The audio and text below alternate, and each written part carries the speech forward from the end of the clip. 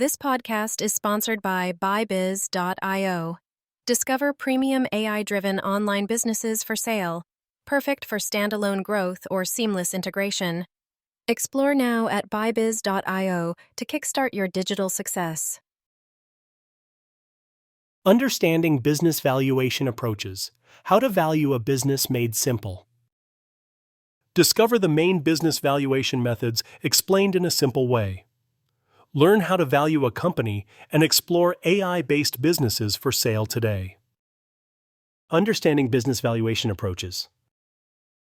Hey there, have you ever wondered how people figure out what a business is really worth? Whether you're thinking about buying, selling, or just curious, business valuation can sound a bit like a mystery, but don't worry, I'm here to break it down for you in a chill, easy-to-understand way. So grab your favorite drink and let's chat about the main approaches to business valuation and why they matter. First off, why do we even need to value a business?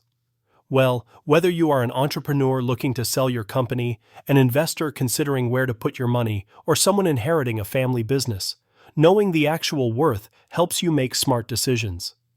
Businesses aren't like cars or houses. There isn't a blue book that tells you exactly what the price should be. Instead, experts use a few different approaches to figure it out. The 3 big business valuation approaches. Here's a rundown of the 3 main ways to value a business. Income approach, market approach, asset-based approach. 1. Income approach. This one is all about looking at the business as a money-making machine. How much cash is it expected to generate over time? The most popular method here is called the discounted cash flow, DCF. Imagine you expect your business to earn a certain amount each year. Because money now is worth more than money later, you discount those future earnings back to today's value. Think of it like this. If you had to choose between $100 today or $100 a year from now, you'd likely take the $100 now. The DCF applies that same thinking to the business. So investors use projected profits and account for risks to come up with a fair value.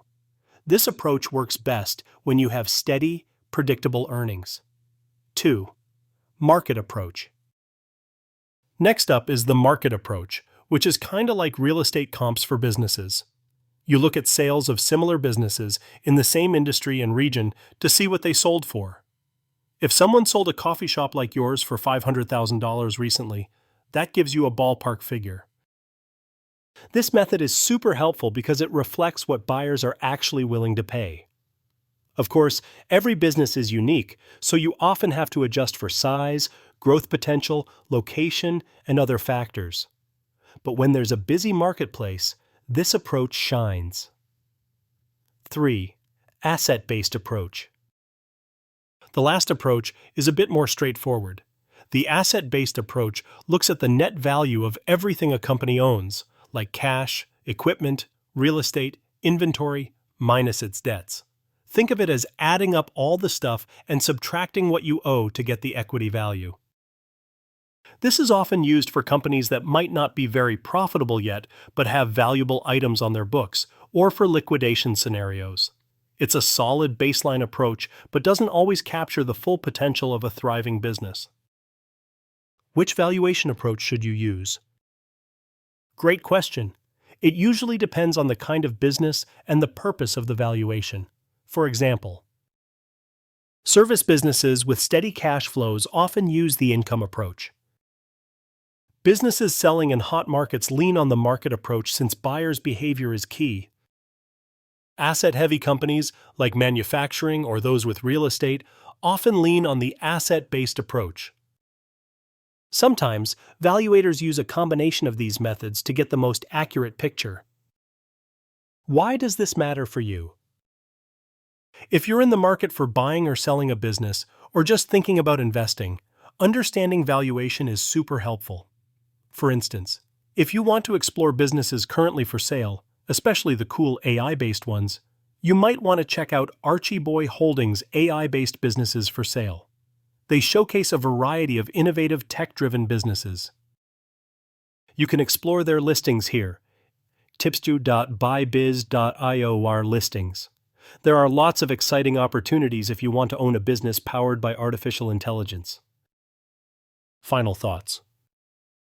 So, to wrap it up, valuing a business isn't about pulling a number out of thin air. You've got different ways to approach it depending on what kind of business it is and what data you have, whether it's using future cash flow, looking at market sales, or calculating the value of assets on hand. Each method tells part of the story. Next time you hear someone toss around a business valuation figure, you'll know there's plenty of thought and math behind it. And if owning an AI-powered business sounds intriguing, definitely take a look at Archie Holdings' offerings. There's some exciting stuff happening in that space right now. Thanks for hanging out with me to chat about this. If you're thinking about business opportunities or just love learning new things, jump into those listings and see what's out there. Explore our listings today.